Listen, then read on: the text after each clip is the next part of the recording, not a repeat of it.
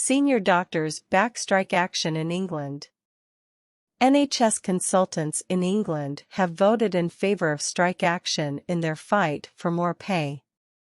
Some 86% of British Medical Association members backed walkouts over what the union described as repeated pay cuts. The union had already announced that a 48-hour walkout on the 20th and the 21st of July would take place if doctors backed action. It will follow a 5-day strike by junior doctors. The combination is likely to lead to huge disruption to services and cancelled treatments. The walkout by junior doctors across all services will end on July 18. Consultants will be providing what is being described as Christmas Day cover during their own strike, so emergency care will be provided, along with a very limited amount of routine work.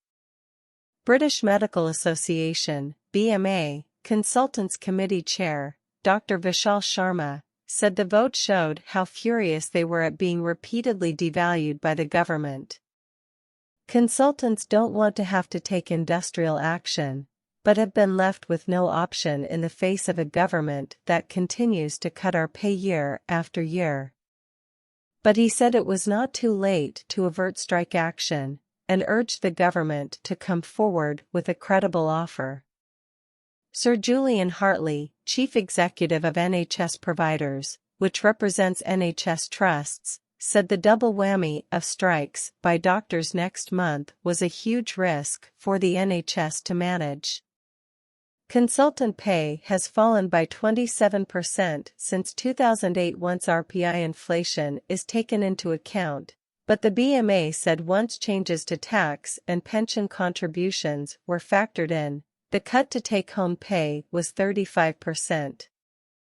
A major factor in this is the fact that income tax thresholds have been frozen, and the introduction of the additional 45% tax rate for the highest earners.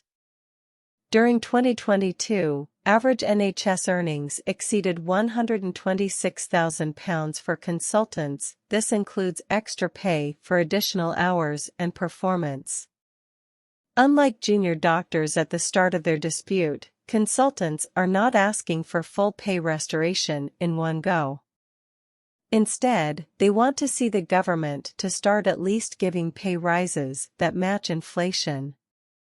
Last year, they received a 4.5% pay increase, less than half the rate of RPI inflation in the 12 months to March.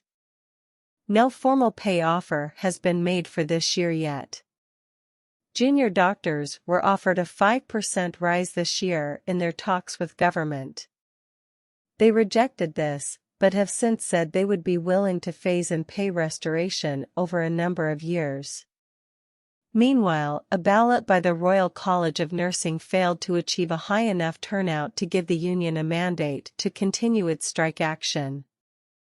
That result, also announced on Tuesday, means the long-running dispute with nurses now comes to an end.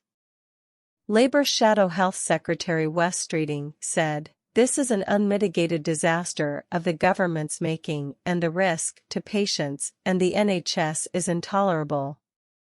Rishi Sunak cannot continue to sit back like a passive observer and let this go ahead. He must now get the doctors in for immediate negotiations to bring these strikes to an end." The Department of Health and Social Care said it was disappointed with the vote. A spokesman said, "Strikes are hugely disruptive for patients and put pressure on other NHS staff. We urge the BMA to carefully consider the likely impact of any action on patients."